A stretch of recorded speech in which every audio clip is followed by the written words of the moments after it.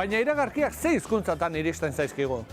Ematen aldiogu nahikoa garrantzia euskararen erabilerari. Ara, guk gaur hona bi esne ekarri ditugu. Amonarriz, esne gaingabetua, benetan osasuntsua euskaraz etiketatua, eta honako hau, erdaraz, amonarriz, leche desnatada te la tomas de una sentada. Biak berdinak dira, baina jendeak zein aukeratuko ote du?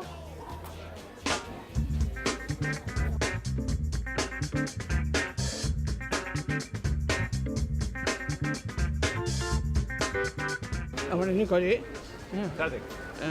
justu euskaz jartzen dago, bintzat, bat. Importantea oso. Beste euskeraz dago eta horregatik eramango dut. Nik hartuko nuke hau. Igual euskaraz daulako jarrita.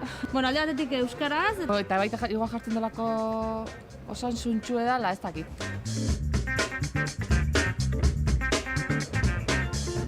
Biok bat, euskaraz daulako. Euskaldun begarako eta euskaraz behar daulako. Euskaraz daulako? Euskaraz idatzita dagoelako. Bueno, nik uste hori amon bai. Bai, eta bizatik? Desnatada. Bai, ez grasa pixka kenduta eta, Eta orain, euskarazkoari prezio aldatuko diogu.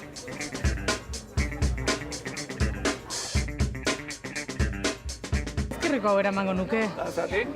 Bai, euskaraz dagoelako idatzita. Naiz eta garestixoa izan, nik uste merezi dula.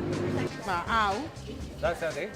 takipa, osasuntsua dala, igual prezioa behiratu gabe ezkenen, Hau emango nuke, bati bat euskaraz daulako. Naiz eta garestixoa izan. Bai.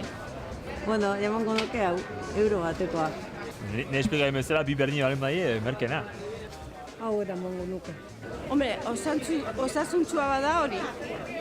Ez dakit, baina pentsatzen dut merkabo izan da ere, hau hobia izango gala.